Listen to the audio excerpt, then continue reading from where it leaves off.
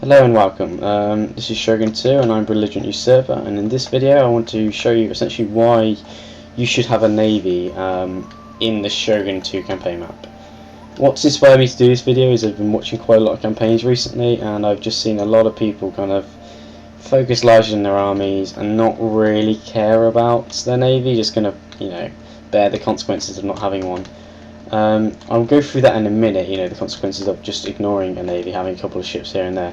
First of all, I'm going to go through my ideal fleet. First of all, my medium fleet would probably be 4 Bokabayas, 1 5-on Kabaya, 1 Matchlock Kabaya, 2 Sengoke Bunes, I think, or Bunes, I don't know how they're pronounced. They're all light agile ships, but I find that, they just run circles around huge ships, and they run circles around pretty much everything. And they have a lot of firepower. In terms of the Bokabayas, fire arrows are devastating. Every ship has to repair itself afterwards or they burn to death. Fire bomb Kabayas, they actually blow ships up. They blow ships up instead of setting them on fire. And Black Shock's Kabayas sort of do the same thing, but they kill a lot of men and shred a lot of men in the process. Same as fire bomb Kabayas, they do that pretty much as well. And the Sengoke Bunes, or Bune, I'm not sure how you pronounce them, they're essentially, if you get in trouble, they can board ships, and quite effectively board ships. And my large fleet would essentially be the same, but instead I put either an extra an extra firebomb Kabaya and a cannon Bune, or a cannon Bune, I'm not sure how to pronounce it. So that would be my ideal fleets, for my navy. I wouldn't have a medium or a large fleet everywhere. For example, here, I wouldn't have a large fleet. I'd just have a small fleet there. I'd have a large fleet here, for example, because it receives a lot of crap from up here. If we come down here, it kind of gives me a lot of crap here, especially when I was invading these areas. Or I'd have a large fleet up here because you get a lot of crap as well from up here. First of all, I'm going to go through the disadvantage basically of not having a navy, and then I'm going to go through what essentially you can achieve when you've got one, and the key advantages of having it. Essentially, without a navy, it's not a huge one, but it is annoying. Trade routes being raided. That's one of the points. Collectively, it will add up to quite a lot. It depends. For example, this is only worth 552, sorry. So it won't. If someone raided that, it probably only amount to 36 lost Koku. In advance, I do apologise that I haven't got more ships in these trade routes. I didn't realise until I watched a playthrough recently that having more than one ship, it actually brings you a lot more Koku than just having one ship on it. These are worth several thousand. They're worth an absolute fortune if you get a monopoly on them. So yeah, trade routes being raided. If you got a trade route with 3,000 Koku and someone starts raiding it, you can lose quite a lot of Koku. And early in the game, when you need trade routes, when you rely on them, whereas late game, when clans start to declare war on you and you don't as much rely on the trade routes, rather your tax income. But early in the game you do need these trade routes, and being raided constantly and collectively it will cost you a lot.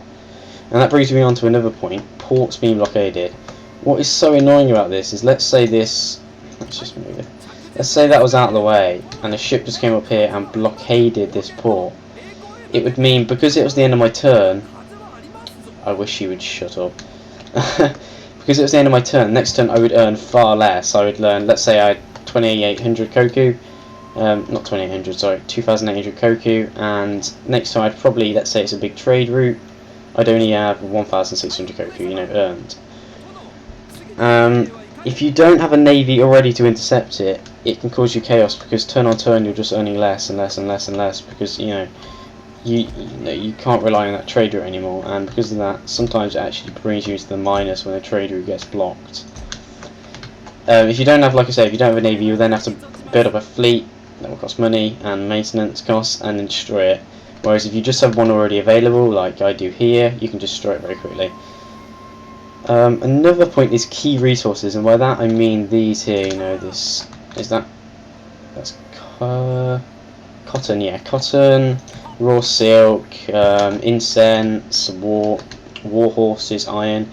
These can earn you absolutely shitloads of money. I mean, it shouldn't be underappreciated like I did. I didn't realise how much money they could earn. I didn't realise that you can put large amounts of trade ships on them and they earn a lot of money. Without these, you know, not only can you not build key buildings, but you lose out on the profit that they generate. You can then also generate profit through selling them to other people, and by that I mean through trade. So not only do you get money from just trading with these islands, but you also get money from then trading onto other clans with them. So they're very, very useful. The fourth point I'm going to go on to is invasion forces. I did play a Date campaign where I had no navy, and I just thought I'll try it out, I'll see how it goes. What was so bloody annoying was navies coming up this route here, just enlarge this, up here all the time, invading here, invading here, Honma invading. It was just so frustrating, and what I basically had to do is get kind of like an army, kind of like a network of Metsukes to bribe the armies, and then disband the armies because I didn't need the armies. I could have kept the armies and, fended off the invaders, but that would just cost so much. And it was just an absolute nightmare because I'd have to save up in advance, and I couldn't build up a fleet quickly enough to intercept them and all this stuff. And eventually I did build up a fleet and stopped it completely because it was just so frustrating.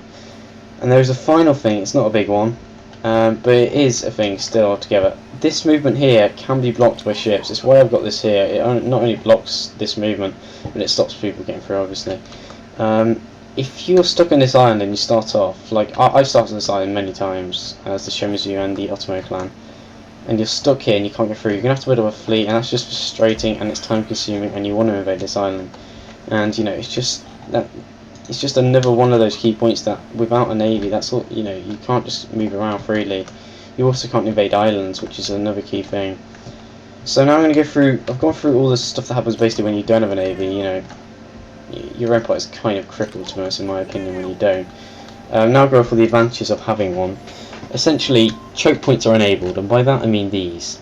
So basically, if an enemy ship was to come down here and try and get through here, he would have to fight me to get through. He couldn't actually get through. I've developed these 3 ships here that basically make this sea here completely safe. If you don't own this island, it's not a disaster. You can still just maybe put a small navy here to engage any new ships that start new fleets that start getting built. You can also just set that from there. So, and the reason that this is so important is because on these trade routes you can also block this here, which makes them go round, and normally by that point they've exhausted their turn, so you can then intercept them very quickly. And it's the same here. They'll have to go round to get through, and they'll often do that, and then you can intercept them quite quickly. 2, moving on to another point, you can transport armies very, very effectively and very efficiently. This is another point. Transporting armies through the sea is so much quicker. From here, for example, to over here, it takes 3 turns to transport an army. And the reason you'd want to do that is because although I haven't done it right in this campaign, I could have a Master's Fletchers here and another building that gives me +5 accuracy. So I could have +25 accuracy, and that means any bow units, any matchlock units out there have +25 accuracy, gold accuracy, so I'd want to get them, to the front line. And if I was to walk them through all of these, it would probably take something like 10 turns or something like that. It would take a ridiculous amount of time. So sending them through ships, and it only has to be trade ships, because you've already secured this area. You don't actually need, a navy to send it through. And you can just get them through the front line, and then they can just help out your army, your army engagement help here. It's very useful, and it's a very effective way to do it, because essentially it means you can advance, because a lot of times what's holding you back is, I haven't got, proper accuracy yet, I want to wait till I get proper accuracy, I've got shit accuracy. But then you can just move up and then just send up the contingent of bow samurai or whatever on a fleet to help out your forces later on in the campaign. Also, what happens quite a lot is your agents, like this Metsuke here, get kind of apprehended, they get sent back to your capital, so you can then send them off on a ship, which is quite key. Another key point is monopoly on key resources. I briefed over this before, but this can earn you a shitload of money, and it also means you can build key buildings and trade with these I think it was diplomacy. You can trade these. I haven't, for example, because I haven't got the right ships in them, I can't actually export them. But you can trade these, and it earns you a lot of money through tariffs. I've actually destroyed every clan on the map, so I can't trade with anyone, which is unfortunate. But yeah, these earn you an absolute ton of money. They shouldn't be underappreciated. If you live up here, if you started up here, definitely trade with this iron, and don't do what I've done. Sorry about the lag there. Don't do what I've done and only get 9 iron, but tons of ships on there, probably about 8 or 9, I don't know what the limit is, and you'll get an absolute fortune's worth of iron through that. Okay, so another point is, oh yeah, I've already done transport armies. Oh yeah, intercept and destroy enemy navies, because what happens is, the way the air works, I think, is it sends down navies basically in small chunks, so 1 or 2 ships at a time. They get to a certain point and then they kind of snowball together and they come through and just wreak absolute chaos. If you have a ship up here like I did, the black ship I had up here, it just stops that, because what happened was the Takeda and the Honma kept trying to invade me and I was intercepting them and destroying them, but I just wanted to put a navy up here to do it quicker and easier. And I just noticed how many ships just came out every single turn. 3 or 4 ships would move into this area. Literally 3 or 4 ships. There wouldn't actually be a fleet, they'd just be ships. And I could just then quickly boom, boom, boom, intercept them and destroy them. If you don't do that, they will snowball and they will just absolutely cause chaos. And the navy, enables you to stop that. Also, you can block movement, which is quite an obvious one. This can be quite helpful early on in the Ottoman campaign, because these are at war with you, the clan here. And let's say you don't have a large army there, you could just block it. Some final points. Oh yeah, this is a big one. It enables you to invade islands. Now, this island I invade every single time I have a navy, simply because it acts sort of as a dragon stone to me. If you've watched or seen Game of Thrones, you'll know that, for example, when Valeria was destroyed, the reason Targaryens survived was because they were on Dragonstone. Dragonstone was like the last remnants of the Valerian Empire.